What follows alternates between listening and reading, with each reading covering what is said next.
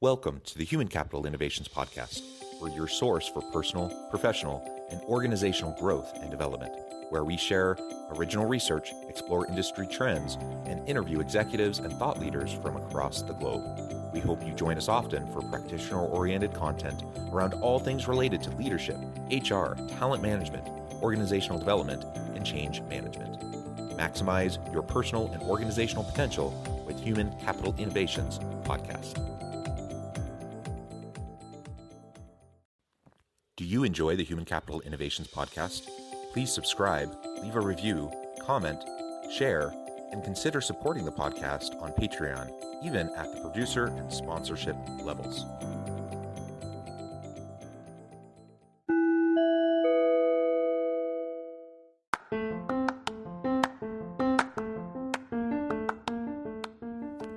Welcome to the Human Capital Innovations Podcast. In this HCI podcast episode, I talk with Matt Redler about finding top talent globally to do remote work right.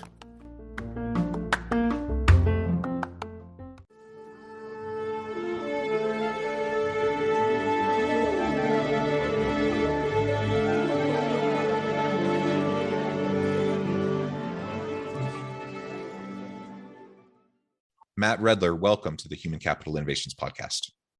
John, thanks for having me. Excited to be here. Yeah, it is a pleasure to be with you. I'm super excited to have this conversation with you today and to have the chance to meet. We've been preparing for this episode for a while now. And today we're going to be focusing on the world of work, moving into the future with sourcing talent globally and the remote work world. Now, of course, during this global pandemic, we've all been thrust into remote work, and organizations that have never done anything in that space have had to figure it out. But as we get further and further into it, more and more organizations are pulling back. Some are maintaining remote teams, others are moving more towards a hybrid kind of a format, while others are saying, no, we want everyone coming back in person and trying to enforce that. We can talk about the pros and cons of all those different avenues, but I know your specialty is really in remote work and how to do it right, and also how to source talent globally. And one of the greatest benefits that I think has come through this shift towards and this acceleration towards more remote work during the pandemic is that we've broken down the artificial geographic barriers to who we can hire to do work for our organization.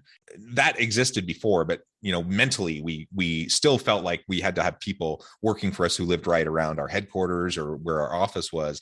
And now I think for the first time for many organizations, they're really leaning into this idea that I can get great people anywhere as long as I can find them.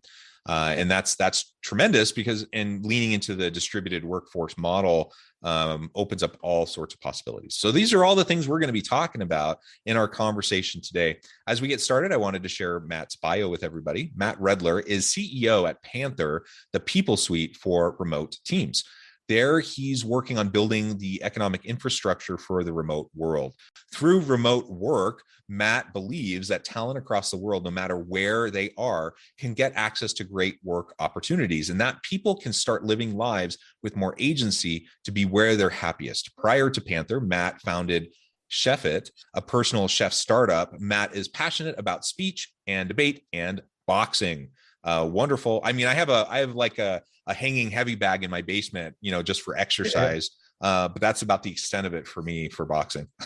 For sure. For me, it's that 1 hour a day where I can't think of nothing with business, just the bag in front of me, Yeah, we all need the opportunity for mental reset, right? And to be mindful and present.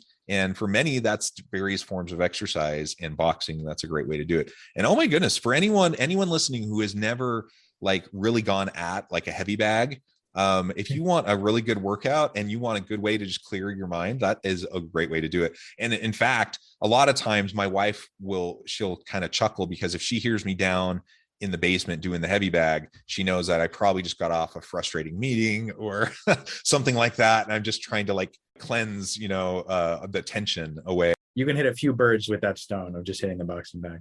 Yeah, absolutely. Well, fantastic. You have a really fun background.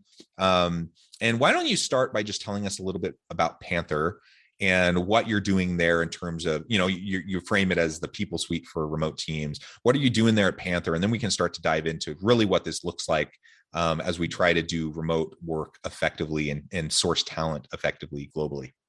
Yeah, I'll keep it short and sweet. At Panther, our purpose is to empower work from anywhere. We believe it unlocks so many things. It creates an opportunity for companies to, hire the best people on the planet. It creates economic opportunity for folks all over. It, as you mentioned, creates a lot of agency in our lives and allows us to explore the world. It's quite exciting. And so what that actually manifests itself into is we are removing all the bureaucracy and complications around remote work. In simple terms, we're building a bundled suite of tools that makes it easy to hire anyone anywhere and run a first-class team that works from anywhere. So we are, reinventing everything from how do you find talent around the world to how do you get them their equipment so that they can, be productive from day one? How do you build connectivity within the team? How do you provide benefits all over the world? How do you run background checks all over the world? So that people don't have to worry about location and could just say, we want to hire Maria. She was the best for the job. And that's it, plain and simple. Yeah. And do you do work with the labor law and legal components of hiring people from various countries and all those complexities? That is one of the really challenging pieces. And I know it's something that a lot of organizations, they don't know what they don't know. And so they're fearful about even getting into that space. Makes sense. The beauty of Panther is, and number one, it's very, very difficult to do what we do. And candidly, it's a lot of paperwork. It's a lot of audits of local employment laws and all this kind of, very interesting or not so interesting stuff. But what it allows companies to do is what we get so pumped about, which is, gain the confidence to know that those things are handled. And to take advantage of the superpowers that come when those things don't get in your way. A quick kind of implication of that is, of course, you can hire incredible talent from around the world, but also you can be closer to your customers. You can, hire people who come from the backgrounds of your customers and can share their perspectives or are part of the same time zones. Really drive your business forward and grow from being a local business to an everywhere business. And really, honestly, so many organizations are scared of this. They're scared of a lack of control. They're scared of the complexity. And when I see executives, CEOs suggesting that, we're getting towards the ending stages of the pandemic, and now, you've all had your fun, you've all been remote, you've all had that flexibility, but now's the time we're all coming back to the office. When I see people doing that, what I see is still fear-based kind of mentality and a control-based mentality of how you think about your organization and your people. Now, are there benefits to being together in person when possible? Sure. There's lots of collaborative benefits when you can get together. There's lots of cultural benefits when you can get together, but that doesn't mean you need to be together all the time. And so I really do feel like it's largely a control mechanism that, we have the technologies to do this. We can have effective remote teams. And so if we're forcing people to come back to the office without flexibility, without at least some sort of hybrid flexibility and arrangements, I see it mostly as control and fear. And we can get past that with platforms like yours. Is international labor law super complex? Yes, it is. But if you have people that can help you to do it, then you don't need to be so fearful. And in fact, I was doing work with one organization, and we're not even talking international. I was working with them, and they were talking about having remote workers from other states within the U.S. And they flat out said, no, we're not doing it. You have to be not necessarily local, but you have to at least be in state. You have to be in state. Otherwise, we're not going to bother. Which is so frustrating. But, it ultimately comes down to the fact that hiring in a new state for the first time is just unbelievably bad. And so we found that a lot of companies who call themselves remote will actually categorize states in usually three categories. Number one is like, we will hire here. Number two is we'll hire here and go through this process for an absolute superstar and only for such. And number three is we will never hire in said state. And so, this definitely falls under the bracket of, how can Panther help to empower work from anywhere? So, I'm a little bit teasing what we're launching in a few months, but we're launching a domestic payroll product very soon that will automate all the filings when you're hiring for the first time in a new state. Because that's ridiculous. Like, there's no reason to minimize your talent pool in that way, especially if you're comfortable working remotely. I wanted to touch on one of the things that you mentioned earlier, which is there are some people who are pulling back to the office, and so I've got a number of thoughts here. Number one is, you mentioned that we have the technology to do this today. I completely wholeheartedly agree, but also you have to recognize that everything's going to get so much better, right? Like, we are in year 2 of an industrial revolution, and the way that we are working and living has fundamentally changed. And so I think in another 1 or 2 years, it'll be even that much better. But when it comes to folks who maybe didn't like their remote experience during a pandemic, I would ask them, maybe you just didn't like the pandemic and you might be confusing the two. But I think we need to ask really good introspective questions. Leaders at these companies, the managers, they're the ones who feel uncomfortable because they can't look over the shoulders of their teammates and just see what in the moment they're working on. So the typical input management top down is not working. And so I think leaders need to ask themselves the questions of what pre-existing management and leadership best practices are still effective in a remote world, and which ones need to be rethought of completely using first principles. And so, to be honest, I don't have all the answers, right? These are the questions that we're asking ourselves at Panthers from a first principles approach. How can we rethink the all hands meeting, the one-on-ones, the successful onboardings? I think that's great. And I really like what you said about how we're going to get even better at this. Are people worried about the international global complexities? Yes. Are people concerned about the control issues, the cultural issues? How do you onboard successfully? How do we just run a remote team effectively? Are people concerned about those things? Yes. Are perhaps less concerned now than they were 2 years ago, but we're still, like you said, for many organizations, they're really still pretty new at this. There are people that have been doing fully remote organizations with distributed teams for decades. So that's not necessarily new, but it's new to a lot of organizations. When the technology and processes and learnings were so amateur to what we have today. Really. Exactly. And so what's it going to look like a year from now, 5 years from now, 10 years from now? My goodness, the sky's the limit. It's going to get better and better and better, easier and easier. And we're going to we're going to hurt our ability to attract and retain great people. And we're going to be way behind the 8 ball if we're slow to shift and adopt and move in this direction, because all of our competitors are going to be getting the top talent from everywhere else. And we're going to be stuck with, whatever's left over. And chances are because of that, we're going to have to cut corners, and then we're not going to be able to pay people as well. Our culture's not going to be as good.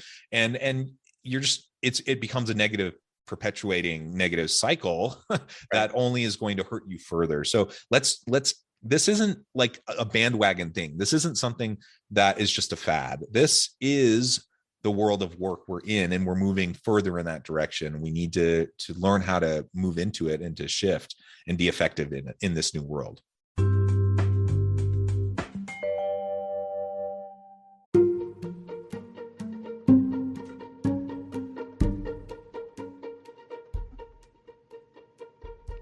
Check out Human Capital Innovations magazine, Human Capital Leadership. Human Capital Leadership is a free, interactive e-magazine with the mission to help individuals, leaders, and organizations find innovative approaches to maximize their human capital potential. We publish issues quarterly in August, November, February, and May. Take a look at the latest issue and let us know what you think.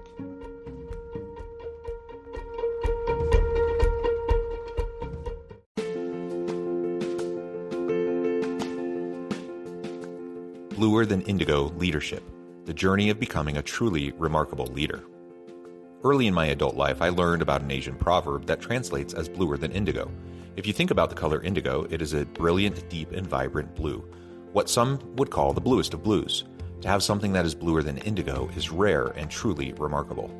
Contrary to popular myth, there is no one-size-fits-all or cookie-cutter approach to effective leadership. There is no silver bullet, no secret sauce, no go-to model that will solve all of your problems. The truth is, great leaders have all had their unique strengths and flaws, and have all had to discover and then pave their own distinctive path in their life's journey to fulfill their leadership potential. Bluer Than Indigo Leadership will help you discover your own path and explore those ordinary, everyday actions that will help you respond to an uncertain future and produce extraordinary results for your individuals, teams, and organizations.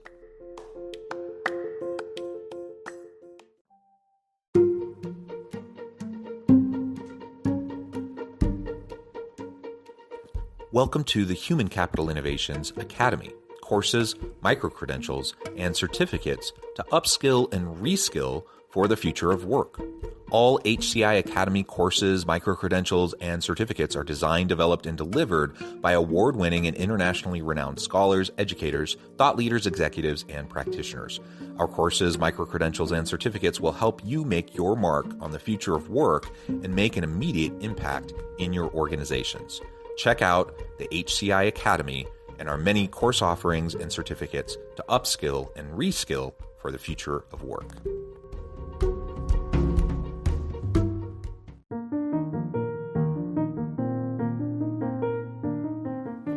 Check out our new weekly LinkedIn newsletter, Alchemizing Human Capital, exploring industry trends via original research and interviews with executives and thought leaders from across the globe. We look forward to having you join us.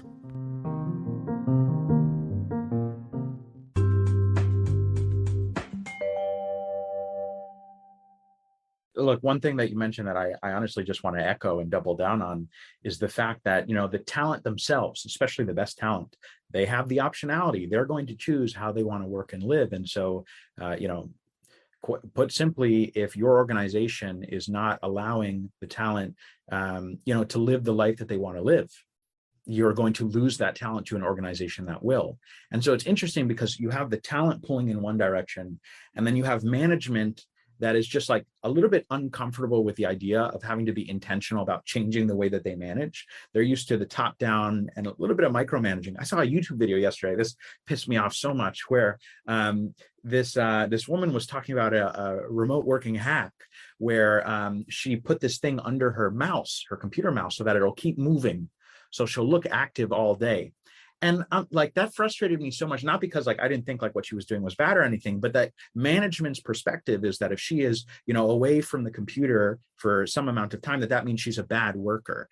The new age of management is measuring performance based on outcomes, not inputs, right? And having a strong purpose and a culture of respect and trust, empowering our teammates to be the best versions of themselves. So for example, I would be I would be looked at as a poor worker in that setting because I like to go to the gym or box in the middle of the day. What does that allow me to do? It allows me to recharge and have the most productive day built for me, because I'm working again in the evening when the world's asleep, because that's how I operate. But if managers see that as a failure, oof, we've got some growing up to do. Yep. I've dealt with that too. I'm guessing I'm a little bit older than you, but I'm really kind of on the old end of millennial, perhaps really late end of Gen X. I've dealt with this my whole life, my whole working career. Even having earbuds and listening to music while I work. I remember earlier in my career that was really frowned upon. And I'm like, this just helps me focus, man. Just let me put in the music. And get up, walk around, take a break. Don't go to constant pointless meetings. All these things. I've always been a big advocate of just flexibility and finding ways that you are the most productive and efficient, right? And then match your workday around that. And I've had people, throughout my career that have been, butt and seat in, clock in, clock out, or even if you're salaried, you should be here at this time, you don't leave until this time. All of that doesn't make a whole lot of sense in the modern world of work, especially for knowledge workers. We need to get past that old mentality just doesn't make sense. Now, if your boss is that way, do you have to play the game? Yeah, I guess you do. And that's why you have these stupid hacks like the mouse thing, because that's all it is. They're playing the game that they're forced to play. A bad game. a bad Yeah. game, and it's just going to make them less effective. And so we need to get past that, hopefully as soon as possible. Now, you've mentioned a couple times, like, you don't have all the answers. I don't have all the answers. We're still figuring this out. Oh, yeah. But what are some of the things you have learned through your platform, through your organization, but also just your own work experience in terms of how do we do this effectively? How do we do remote teams right, remote work right? My answer will reflect that I don't know all the answers and how, I and we are thinking through these things. So what I would try and avoid at all costs is just copy pasting the old in-office mechanisms of work and pretending like that's the same in a digital first world. So the idea of some companies, I mean, it really hurts me to even think about this, spending 9 to 5 in a Zoom call so that you can just literally see everybody. Oh my gosh. But it's so funny hearing you say the headphones is a great example of, you did that so you can get in your flow, but it didn't fit the vibe, or, it didn't fit the management style. And so, I think one way that either remote work is not ideal now in some circumstances at some corporations, and how that will change is, we've got not at Panther, thankfully, but a lot of remote organizations just have a lot of meetings to make up for the otherwise, quote unquote, in-person water cooler time. And as a result, like, a lot of people are asking themselves the question at the end of the day, the end of the week, did I actually get anything done that moves the needle? Or did I just talk about my job? You know what I mean? Ad nauseum, over and over again, the same things in multiple meetings, right? Right. No, literally. And so, what we are, doing our best to be an early adopter at Panther and run these experiments is we're trying to adopt what we call an asynchronous by default culture. What that means is, like, calling a meeting. It's not that it doesn't happen, but it's a last resort. And we should instead prioritize conversations that can break through time, whether that be a written memo that one can respond to when they're in, inbox processing mode, or a recorded video, high fidelity, shares the same vibes. But like, the idea of calling a meeting just to share information is going to be long gone. If we're going to meet synchronously, I believe that's because we need to jam together and transcend information. Right. But if you're just sharing information, no. That should not be a meeting. Email, memo, video, right? Right. Absolutely. And I haven't, thankfully, I haven't been in like the 8 to 5 Zoom meeting so that they can monitor me the whole time. But I have been the proliferation of Zoom meetings. Oh my gosh. I thought I went to a good number of meetings pre-pandemic, but then all of a sudden I found everyone and their dog was calling a meeting because there wasn't travel time. There wasn't really limitation on how many people could be in the meeting. So now all of a sudden everyone's getting invited to every meeting. And all of a sudden I'm like sitting in Zoom meeting after Zoom meeting for 6+ hours a day. It's nuts. It's insane. You know what we have to do? We have to have these calendar apps. We have to plug in each person's salary so that they can tell us how expensive each of these meetings are. 30 minutes or an hour of time for each of these individuals. It's crazy. And so it's going to take some time because it requires first principles thinking. And it requires us to think about the actual fundamental problems that we're trying to solve, but we're not going to land where we are today, which is really interesting because it means that the remote work that we enjoy today is only going to get better as we learn more. Let's talk a little bit more about sourcing talent globally. Now, I know that's a lot of what your company is trying to support organizations in doing there at Panther. You want to make it as easy and seamless as possible. What do you see as the benefits to global talent labor markets? What do you see as some of the best practices and how we can go about doing that, like actually attracting people from the other side of the world who may not know anything about your organization? And I do want to make a really quick clarification, which is today the Panther platform does not help with the sourcing or initial discovery of candidates, but like once you found someone, no matter where they live, whether that's in a new state or a new country, we make it really easy to hire, pay, and work with them. So I just want a quick clarification. That being said, we are discovering incredible talent from every square inch of this planet. We are, for context, we're around 25 people today in 13 different countries. And what I want to highlight is that was not intentional. We never went into Azerbaijan and said, who's the best engineer here?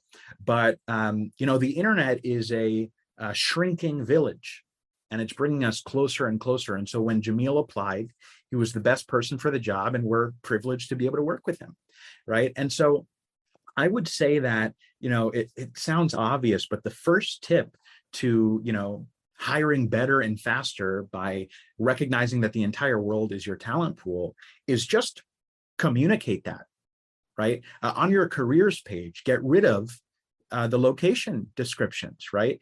Put yourself out there, like plain and simple, as a company that recognizes that talent and people are more important than location.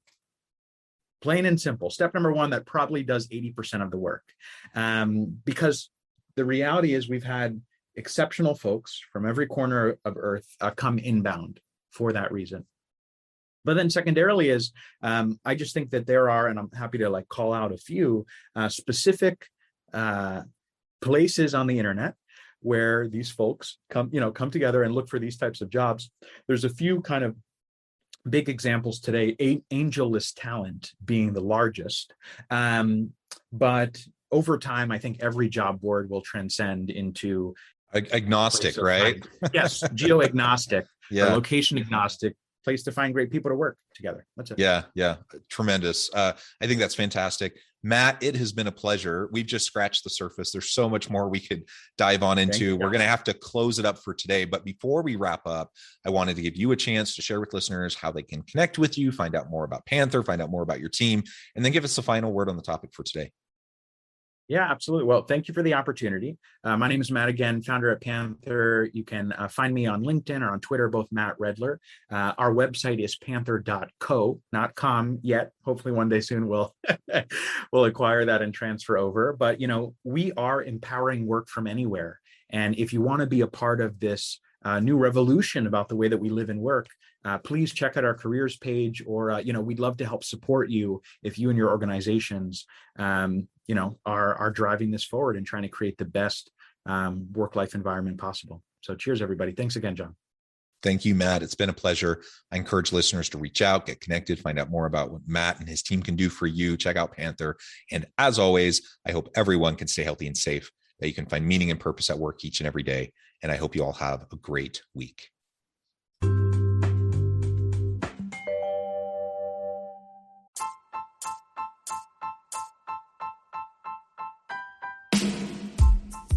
The alchemy of truly remarkable leadership. Ordinary, everyday actions that produce extraordinary results. Consider how the nature of work has shifted over the past 50 years.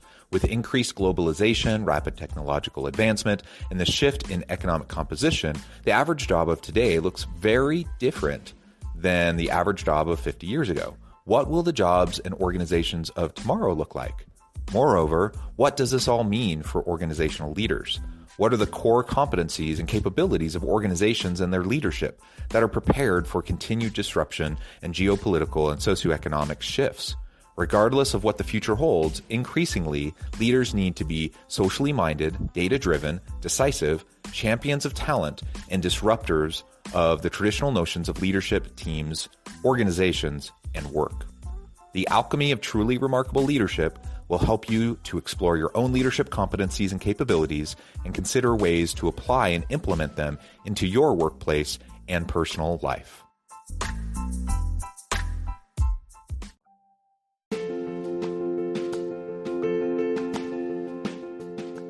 Bluer Than Indigo Leadership, the journey of becoming a truly remarkable leader. Early in my adult life, I learned about an Asian proverb that translates as bluer than indigo. If you think about the color indigo, it is a brilliant, deep, and vibrant blue, what some would call the bluest of blues. To have something that is bluer than indigo is rare and truly remarkable. Contrary to popular myth, there is no one-size-fits-all or cookie-cutter approach to effective leadership. There is no silver bullet, no secret sauce, no go-to model that will solve all of your problems. The truth is, great leaders have all had their unique strengths and flaws, and have all had to discover and then pave their own distinctive path in their life's journey to fulfill their leadership potential. Bluer Than Indigo Leadership will help you discover your own path and explore those ordinary, everyday actions that will help you respond to an uncertain future and produce extraordinary results for individuals, teams, and organizations.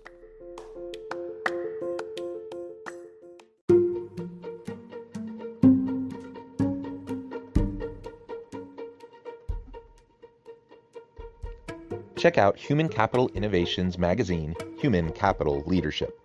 Human Capital Leadership is a free, interactive e-magazine with the mission to help individuals, leaders, and organizations find innovative approaches to maximize their human capital potential. We publish issues quarterly in August, November, February, and May. Take a look at the latest issue and let us know what you think.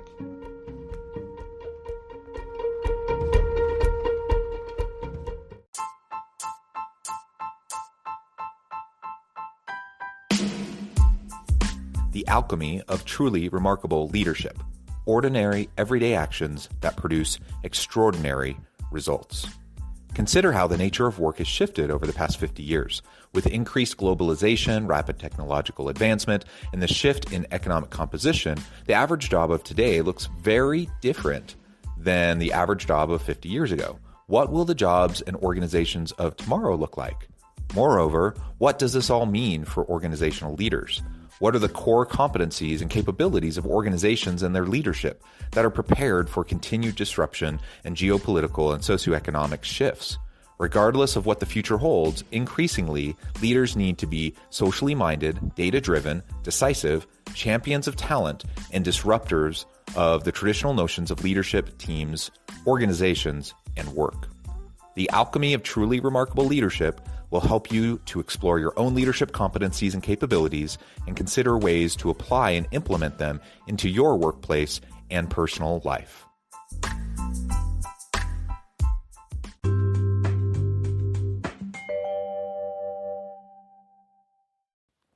Do you enjoy the Human Capital Innovations podcast? Please subscribe, leave a review, comment, share, and consider supporting the podcast on Patreon, even at the producer and sponsorship levels. Thanks again for joining us for this episode of the Human Capital Innovations podcast. I hope you stay healthy and safe and that you have a great week.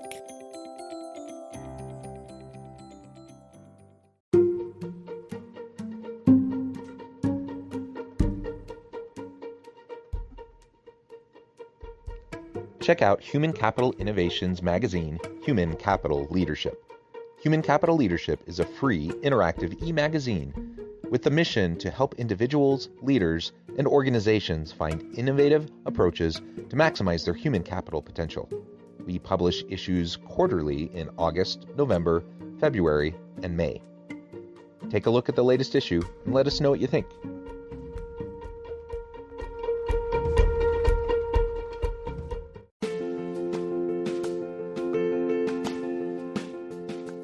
Bluer than indigo leadership, the journey of becoming a truly remarkable leader.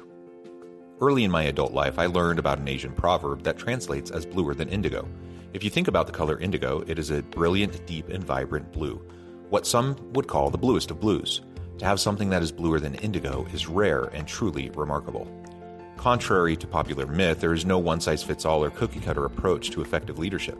There is no silver bullet, no secret sauce, no go-to model that will solve all of your problems.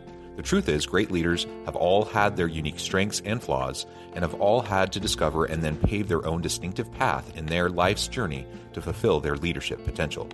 Bluer than indigo leadership will help you discover your own path and explore those ordinary, everyday actions that will help you respond to an uncertain future and produce extraordinary results for individuals, teams, and organizations.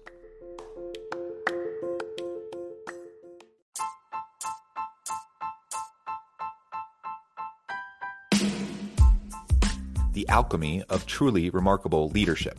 Ordinary, everyday actions that produce extraordinary results. Consider how the nature of work has shifted over the past 50 years. With increased globalization, rapid technological advancement, and the shift in economic composition, the average job of today looks very different than the average job of 50 years ago. What will the jobs and organizations of tomorrow look like? Moreover, what does this all mean for organizational leaders? What are the core competencies and capabilities of organizations and their leadership that are prepared for continued disruption and geopolitical and socioeconomic shifts? Regardless of what the future holds, increasingly, leaders need to be socially minded, data-driven, decisive, champions of talent, and disruptors of the traditional notions of leadership, teams, organizations, and work. The Alchemy of Truly Remarkable Leadership will help you to explore your own leadership competencies and capabilities and consider ways to apply and implement them into your workplace and personal life.